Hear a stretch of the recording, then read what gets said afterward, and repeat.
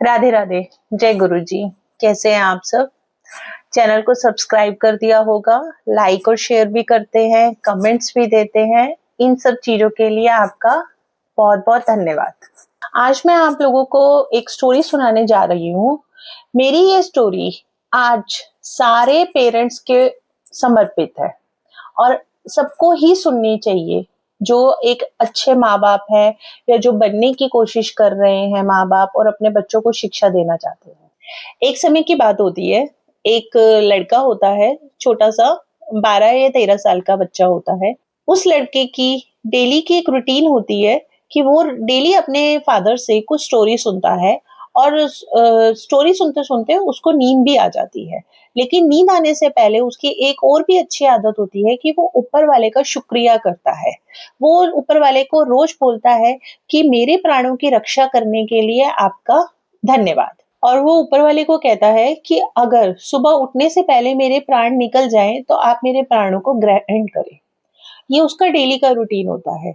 लेकिन एक दिन की बात होती है कि वो अपने पिताजी से कुछ स्टोरी सुनता है और जब वो स्टोरी सुन लेता है तो वो अपने पिताजी को कहता है कि मुझे अब नींद आ रही है, अब मैं सोना जाना चाहता हूँ।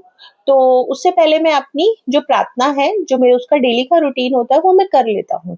और वो अपने फादर को देखता है एक बहुत ही प्यारी मुस्कान के साथ और जमीन पर बैठ जाता है घुटनों के बल और ऊपर वाले से प्रार्थना करता है कि हे ऊपर वाले, आज मैं आपका शुक्रिया अदा कर रहा हूँ कि आपने मुझे ऐसा पिता दिया और कहीं ना कहीं आप मुझे मेरे पिता जैसा ही बनाइए।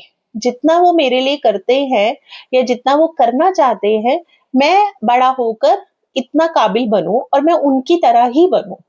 तो ये वाली जो प्रार्थना होती है उसके उसके पिताजी सुन लेते हैं और उसके बाद वो प्रार्थना करने के बाद वो सो जाता है।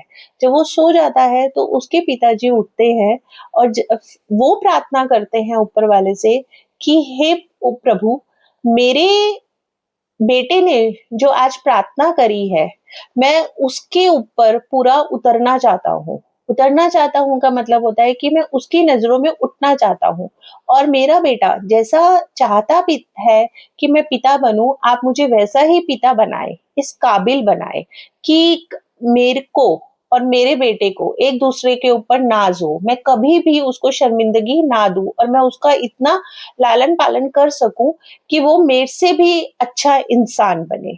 तो इस कहानी के माध्यम से मैं आप सबको एक जो मॉरल है वो ये बताना चाहती हूँ कि हमें अपने बच्चों के सामने वैसा ही एक एग्जाम्पल बनना चाहिए कि बच्चे आगे चलकर अच्छे संस्कार हासिल करें। लेकिन संस्कार कमाना और उनके ऊपर चलना ये बहुत ही कम लोग अपने बच्चों को सिखा पाते हैं और मुझे ऐसा लगता है इस कलयुग में ये वाले संस्कार और ऐसी बातें अपने बच्चों को बताना बहुत ज्यादा जरूरी होता है। मेरी स्टोरी आप लोगों को कुछ भी सीखने को मिला हो तो लाइक, सब्सक्राइब, कमेंट जरूर कीजिएगा। धन्यवाद।